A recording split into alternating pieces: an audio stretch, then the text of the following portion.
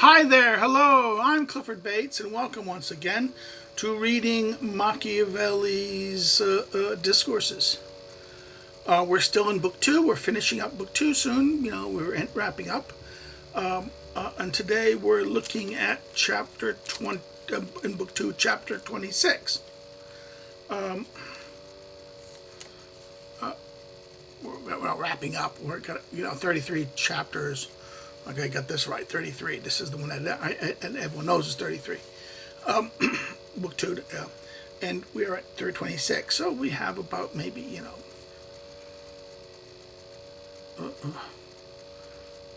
enough stuff left. So we'll look at today this title of Vilification and General Abuse. Generate hatred against those who use them without any utility to them. And so therefore, attacking people, vilifying them, and abuse doesn't only generates hatred by those who use them, right, he says, and it's not any utility to them. I believe that one of the greatest prudences men use is to abstain from menacing and injuring anyone with words. Vilification only makes hatred in that sense. There's no benefit from this, Machiavelli argues. See, Machiavelli would disagree. I don't think Machiavelli would like Trump in this sense, because Trump does tend to vilify. Not vilify in that. We have to be careful. Vilification and abuse. Trump mocks. Is there a difference between mocking and a vilification? That's an interesting question, I think. I think there is. I think there is a... Mocking is kind of... vilification is to kind of just attack and demolish in that sense. But then again, some of Trump's way of doing things in that sense, it comes across like the way he dismissed the fake news and things like this does have this abusive... I'm not sure it's... I think it could be read as abusive in that sense. I think people might... If you're at the firing end, you feel abused. But at another end, one wonders if it is abusive in this sense. But, okay. I get a feeling we can make the argument that Machiavelli would not like say. Because if you say, and prudence of men to use to abstain from menacing or injuring anyone with words. For neither the one nor the other takes force away from the enemy. That's an interesting question, that mocking them doesn't take force away from them. But, okay, the reason, okay, now that's, but the one makes him more cautious, and the other makes him have greater hatred to you, and think with greater industry how to hurt you. Okay, this is true. In other words, that the one kind of makes them cautious, and the other makes them have a hatred and want to do work and to do work harder against you. Right? That is true. I think that this part, but taking power away in this, I don't know, sure, I think maybe there's a change. I think in a world of reputation, in a world of social, in other words, in the world in a world of media, in a world of perception, it might take power away. So in today's time, would Machiavelli, in the world where we live, in a world where our reputation and opinion and belief has a immense power, would this work in that way? And I think this is a question here that I'm not sure. Okay, I see what he's going to say here in that sense. He's right about this, that it makes them distrust you and they work harder against you. This is seen from the example of the Venetians who were discouraged who were discoursed in the chapter above, last chapter. Right? The Vetonines were Latin people who kind of worked with the Etruscans against the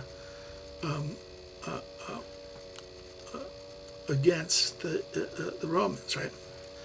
They added to the injury of the war against the Romans the opprobrium of words. In other words, they use these negative cursing words of them, from which every prudent captain should make his soldiers abstain. Right?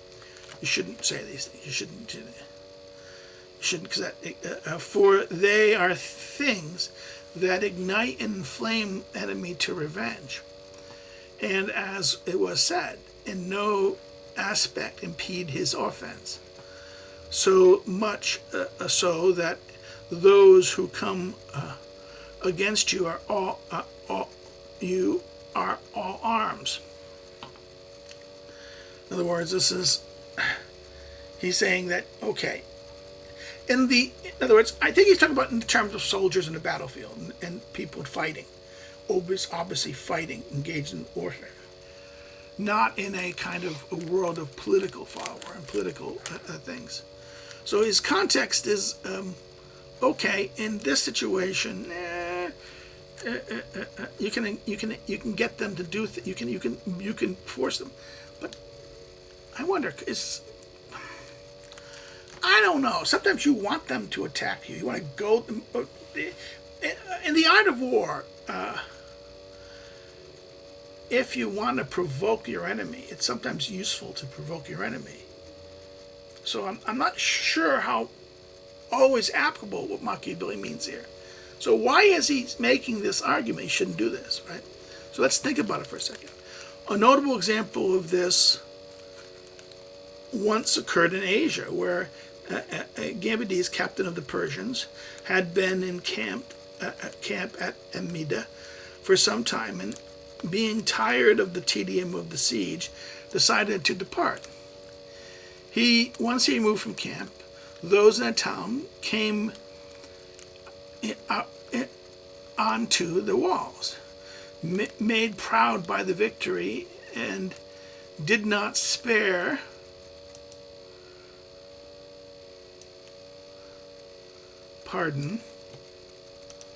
did not spare any kind of injury or reproach, accusing and reproving the cowardice and platoonery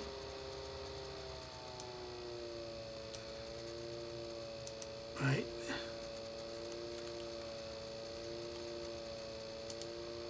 Come on, what is this? No, it is not giving. I think it's, the foolishness or,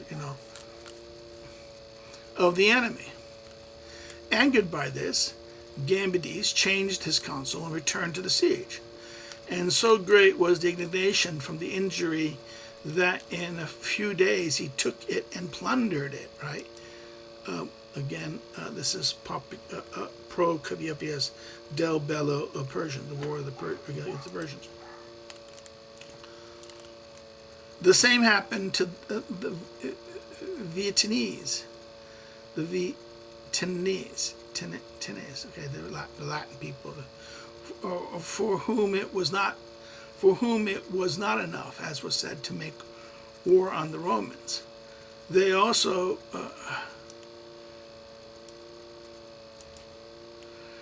insulted them, blamed them, or strong violent language, railed against them, vituperated them with words, going as far as the stockade of their camp to speak injuriously to them. They angered them much more with words than with arms, right? He's saying they kept on,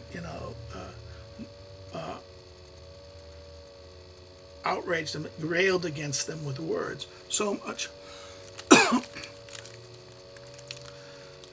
and they going as far as the stockade of their camp to speak injuriously to them. They angered them much more with words. The soldiers who before had combated unwillingly, constrained the council to join the fight, so that the Vitinese, like the aforesaid, bore the punishment of their contumacy. Now, this is going to be one of those, in other words, their stubborn refusal to obey or comply to authority, right? Especially disobedience, like, you don't contumacy. In other words, again, this is big language, words that are hardly used anymore. Bore the punishment for their refusal to comply, right? Again, this is Livy 2:43 to 45. Good princes of army and good governors of republics have then to take every opportune remedy, so that these injuries and reproofs may not be used either in the city or his army, either among themselves or against the enemy, right? Just don't use the words, don't say nasty things.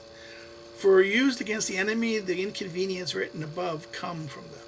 From among themselves, they would do worse if not provided against. In other words, they would, don't use these negative, harsh, against the enemy. Why? Because those things happen. They get angry, they become strong, they'll fight harder. But he says, amongst themselves,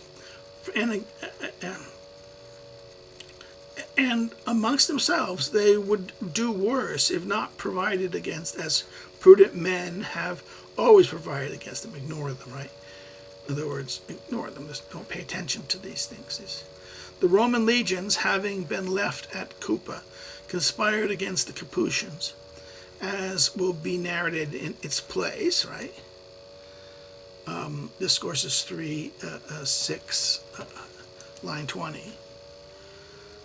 And when a sedition that arose from this conspiracy was quieted by Valerius Corvinus, among the other institutions in the convention that was made, they ordered a very heavy punishments for those who would ever reprove any of those soldiers for that sedition. Again, Livy 7:38 to 42. There's going to be ordered heavy punishment for those who reprove.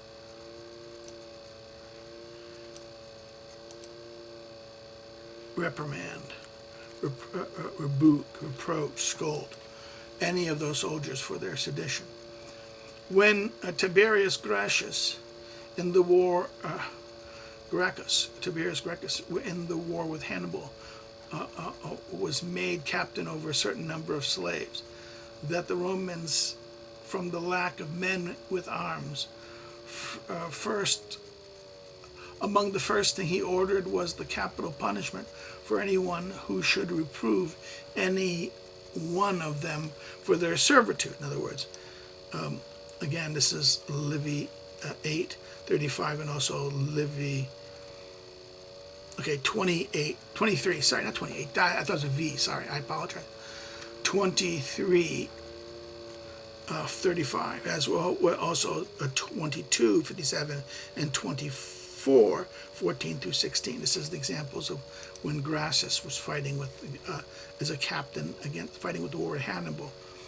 And what he did to people, he ordered that anyone who would berate the soldiers for their servitude, because they were slaves, he said, no, kept punishment. So much was it esteemed a harmful thing by the Romans, as was said above, to vilify men or reprove them by anything shameful. For there was nothing that inflames their spirits so much, or generates greater indignation, whether it is said as true or as a joke. For pungent jokes, when draw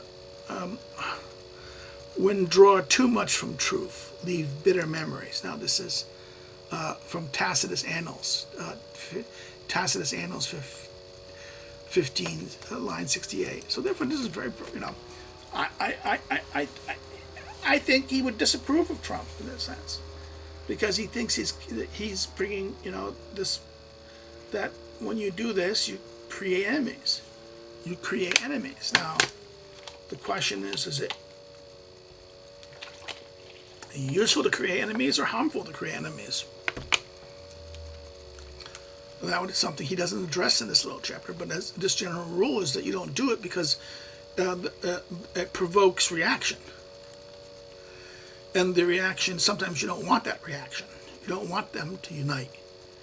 In the foreigner case, you'll get them to unite to do this. In the other case, you'll get them to hate you.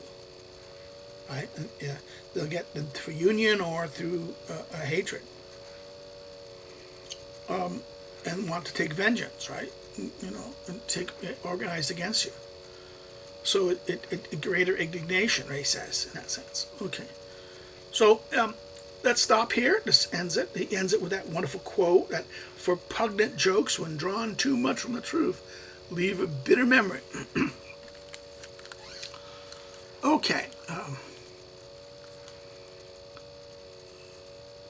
So stop here. Any comments or questions, please put them below. If you've liked the video, hit the like buttons. Hit the like button, it helps. Or you didn't like it, you can always hit no, but say why in the comments so people can benefit. Can understand why you're saying no. Or if you didn't like something I said, or you thought it was wrong in that sense and want to correct me, then please put the comments there and people will benefit from it. This is why we're doing it. In other words, we can now go to the thing of if you liked it, share it with your friends, share it far on social media, share it far and wide. Encourage your friends to, if you've not subscribed, but encourage your friends to come check out the channel.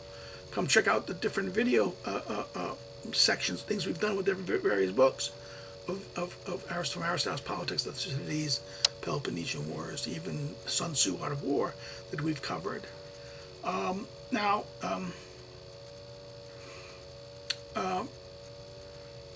What else? Yeah, those are the share, or else subscribe, share.